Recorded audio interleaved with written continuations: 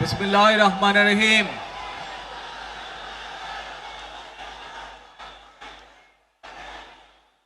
প্রিয় বাংলাদেশ, উপস্থিত প্রিয় মুরব্বীবর্গ, মঞ্চে উপস্থিত জাতীয় নেতৃবৃন্দ, আমার সামনে উপস্থিত প্রিয় ভাই ও বোনেরা এবং মিডিয়ার মাধ্যমে সমগ্র বাংলাদেশ থেকে যারা দেখছেন এই অনুষ্ঠান, প্রিয় ভাই বোনেরা, প্রিয় মা বোনেরা, আসসালামু আলাইকুম। প্রিয় ভাই বোনেরা, আজ প্রথমেই আমি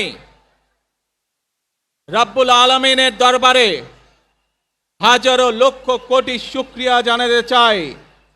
রাব্বুল আলামিনের অশেষ রহমতে আজ আমি আমার প্রিয় মাতৃভূমিতে ফিরে আসতে পেরেছি আপনাদের দোয়ায়, আপনাদের মাঝে। প্রিয় ভাই বোনেরা, আমাদের এই প্রিয় মাতৃভূমি 1971 সালে লাখো শহীদের রক্তের বিনিময়ে অর্জিত হয়েছিল। ঠিক একইভাবে 75-এ আবার 7ই নভেম্বর আধিপত্যবাদীদের হাত থেকে রক্ষার জন্য সেদিন সিপাহী জনতার বিপ্লবের মাধ্যমে আধিপত্যবাদের হাত থেকে দেশকে রক্ষা করা হয়েছিল। একইভাবে পরবর্তীতে 90-এ স্বৈরাচারের বিরুদ্ধে এদেশের জনগণ, এদেশের খেটে খাওয়া মানুষ তাদের গণতান্ত্রিক অধিকারকে ছিনিয়ে এনেছিল, কিন্তু তারপরেও ষড়যন্ত্রকারীদের ষড়যন্ত্র থেমে থাকেনি।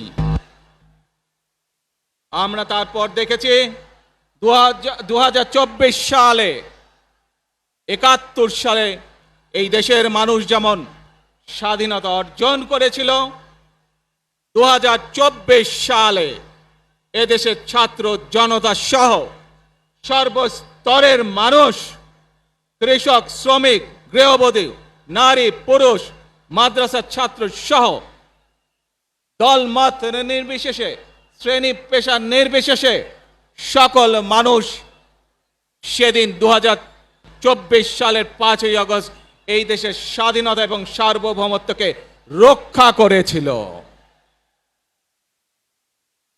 প্রিয় ভাই বোনেরা, আজ বাংলাদেশের মানুষ কথা বলার অধিকার ফিরে পেতে চায়, তারা তাদের গণতান্ত্রিক অধিকার ফিরে পেতে চায়। বাংলাদেশের মানুষ চায় তারা তাদের যোগ্যতা অনুযায়ী ন্যায্য অধিকার পাবে। প্রিয় ভাই বোনেরা, আজ আমাদের সময় এসেছে সকলে মিলে দেশ গড়ার। এই দেশে যেমন পাহাড়ের মানুষ আছে, এই দেশে একইভাবে সমতলের মানুষ আছে। এই দেশে মুসলমান, বৌদ্ধ, খ্রিস্টান, হিন্দু সহ বিভিন্ন ধর্মের মানুষ বসবাস করে। আমরা চাই সকলে মিলে এমন একটি বাংলাদেশ গড়ে তুলব আমরা, যেই বাংলাদেশের স্বপ্ন একজন মা দেখেন, অর্থাৎ একটি নিরাপদ বাংলাদেশ আমরা গড়ে তুলতে চাই। যে বাংলাদেশে একজন নারী, একজন পুরুষ, একজন শিশু যেই হোক না কেন নিরাপদে ঘর থেকে বের হলে নিরাপদে ইনশাআল্লাহ ঘরে আবার ফিরে আসতে পারে। প্রিয় ভাই বোনেরা, এই দেশের জনসংখ্যার অর্ধেক নারী, 4 কোটিরও বেশি তরুণ প্রজন্মের সদস্য, 5 কোটির মতন শিশু, 40 লক্ষের মতন প্রতিবন্ধী মানুষ রয়েছেন, কয়েক কোটি কৃষক, শ্রমিক রয়েছেন।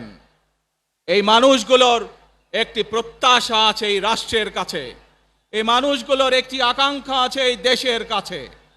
আজ আমরা সকলে যদি ঐক্যবদ্ধ হই, আজ আমরা যদি সকলে প্রতিজ্ঞাবদ্ধ হই, তাহলে আমরা এই লক্ষ কোটি মানুষের সেই প্রত্যাশাগুলো পূরণ করতে পারি ইনশাআল্লাহ। প্রিয় ভাই বোনেরা, ৭১ সালে আমাদের শহীদরা নিজের জীবন উৎসর্গ করেছিলেন এই রকম একটি বাংলাদেশ গঠনের জন্য। বিগত ১৫ বছর স্বৈরাচারের বিরুদ্ধে শত শত হাজারো গুম খুনের শিকার হয়েছে শুধু রাজনৈতিক দলের সদস্য নয়, নিরীহ মানুষের প্রতিবাদ করতে গিয়ে অত্যাচার নির্যাতনের শিকার হয়েছে, জীবন দিয়েছে। ২০২৪ সাল মাত্র সেদিনের ঘটনা। কিভাবে আমরা দেখেছি আমাদের তরুণ প্রজন্মের সদস্যরা কিভাবে নিজের জীবন উৎসর্গ করেছে দেশের এই স্বাধীনতা এবং সার্বভৌমত্বকে রক্ষা করার জন্য। প্রিয় ভাই বোনেরা, কয়েকদিন আগে এই বাংলাদেশের ২৪ আন্দোলনের এক সাহসী প্রজন্মের এক সাহসী সদস্য ওসমান হাদিকে হত্যা করা হয়েছে। ওসমান হাদি শহীদ হয়েছে। প্রিয় ভাই বোনেরা, ওসমান হাদি চেয়েছিল এই দেশের মানুষের জন্য গণতন্ত্র প্রতিষ্ঠিত হোক, এই দেশের মানুষের গণতান্ত্রিক অধিকার প্রতিষ্ঠিত হোক, এই দেশের মানুষ তাদের গণতান্ত্রিক এবং অর্থনৈতিক অধিকার ফিরে পাক। আজ ২৪ আন্দোলনে যারা শহীদ হয়েছেন, ওসমান হাদি সহ ৭১ যারা শহীদ হয়েছেন, বিগত স্বৈরাচারের সময় বিভিন্নভাবে খুন গুমের শিকার হয়েছেন, এই মানুষগুলোর রক্তের ঋণ যদি শোধ করতে হয়, আসুন আমরা আমাদের সেই প্রত্যাশিত বাংলাদেশ গড়ে তুলব, যেখানে আমরা সকলে মিলে কাজ করব, যেখানে আমরা সকলে মিলে আমাদের প্রত্যাশিত বাংলাদেশকে গড়ে তুলব। প্রিয় ভাই বোনেরা, বিভিন্ন আধিপত্যবাদ শক্তির গুপ্তচরেরা বিভিন্নভাবে ষড়যন্ত্রে এখন লিপ্ত রয়েছে। আমাদেরকে ধৈর্যশীল হতে হবে, আমাদেরকে ধৈর্য ধারণ করতে হবে। বিশেষ করে তরুণ প্রজন্মের যে সদস্যরা আছেন, আপনারাই আগামী দিন দেশকে নেতৃত্ব দিবেন, দেশকে গড়ে তুলবেন।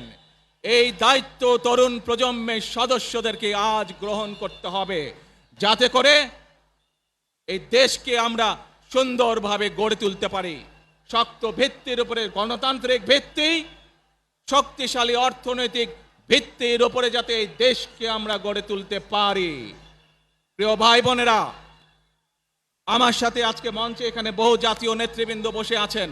আসুন আজকে আমরা দুহাত তুলে আল্লাহর দরবারে দোয়া করে আল্লাহর রহমত আমরা চাই।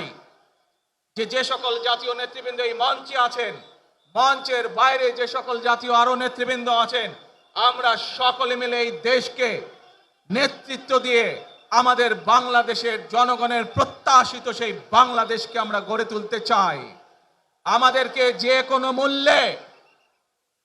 কোনো মূল্যে আমাদেরকে এই দেশের শান্তি শৃঙ্খলা রক্ষা করতে হবে। যে কোনো উস্কানির মুখে আমাদেরকে ধীর শান্ত থাকতে হবে। প্রিয় ভাই বোনেরা, আমরা দেশের শান্তি চাই, আমরা দেশের শান্তি চাই, আমরা দেশের শান্তি চাই। প্রিয় ভাই বোনেরা, মার্টিন লুথার কিং নাম শুনেছেন না আপনারা? নাম শুনেছেন তো আপনারা? মার্টিন লুথার কিং, তার একটি বিখ্যাত ডায়লগ আছে, আই হ্যাভ এ ড্রিম।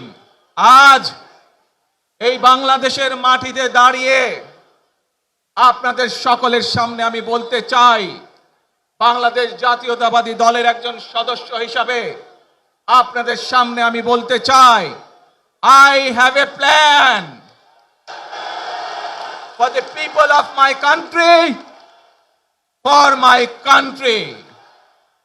আজ এই পরিকল্পনা দেশের মানুষের স্বার্থে, দেশের উন্নয়নের জন্য, দেশের মানুষের ভাগ্যের পরিবর্তনের জন্য যদি সেই প্ল্যান, সেই কার্যক্রম, সেই পরিকল্পনাকে বাস্তবায়ন করতে হয়, প্রিয় ভাই বোনেরা, এই জনসমুদ্রে যত মানুষ উপস্থিত আছেন, এই সারা বাংলাদেশে গণতন্ত্রের শক্তি যত মানুষ উপস্থিত আছেন, প্রত্যেকটি মানুষের সহযোগিতা আমার লাগবে।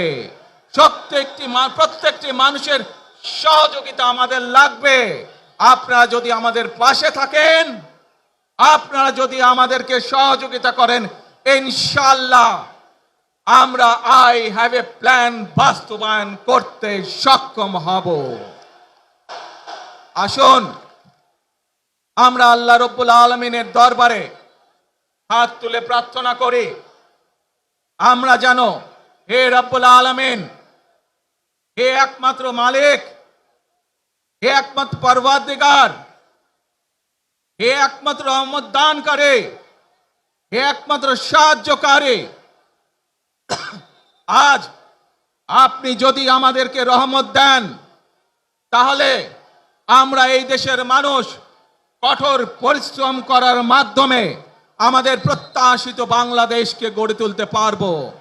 আজ যদি আল্লাহর রহমত এই দেশ এবং এই দেশের মানুষের পক্ষে থাকে, আল্লাহর সাহায্য, আল্লাহর দয়া এই দেশের মানুষের উপরে, এই দেশের উপরে থাকে, ইনশাআল্লাহ আমরা আমাদের প্রত্যাশিত বাংলাদেশ গড়ে তুলতে সক্ষম হব। প্রিয় ভাই বোনেরা, আজ আসুন আমরা সকলে মিলে প্রতিজ্ঞা করি, আমরা সকলে মিলে প্রতিজ্ঞা করি যে ইনশাআল্লাহ আগামী দিনে দেশ পরিচালনার দায়িত্বে যারা আসবে, আমরা সকলে নবী করিম সাল্লাল্লাহু আলাইহি সাল্লামের যে ন্যায়পরায়ণতা, সেই ন্যায়পরায়ণতার আলোকে আমরা দেশ পরিচালনার সর্বোচ্চ চেষ্টা করব। প্রিয় ভাই বোনেরা, আজ আপনারা জানেন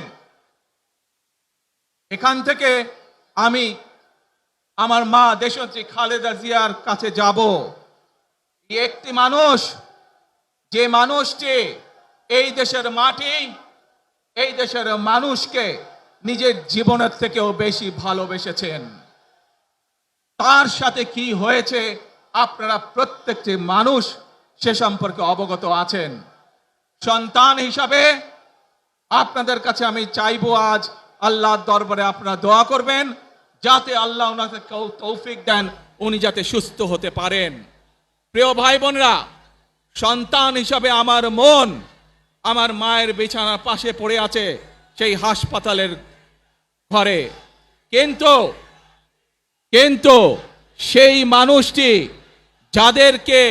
যাদের জন্য জীবনকে উৎসর্গ করেছে, অর্থাৎ আপনারা এই মানুষগুলোকে, যাদের জন্য দেশনেত্রী খালেদা জিয়া জীবন উৎসর্গ করেছেন নিজের জীবন, সেই মানুষগুলোকে আমি কোনোভাবেই ফেলে যেতে পারি না।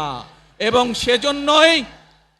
সেজন্যই আজ হাসপাতালে যাবার আগে আপনাদের প্রতি সহ টেলিভিশনগুলোর মাধ্যমে যারা সমগ্র বাংলাদেশে আমাকে দেখছেন, আপনাদের সকলের কাছে কৃতজ্ঞতা প্রকাশ করার জন্য আজ আমি এখানে দাঁড়িয়েছি আপনাদের সামনে।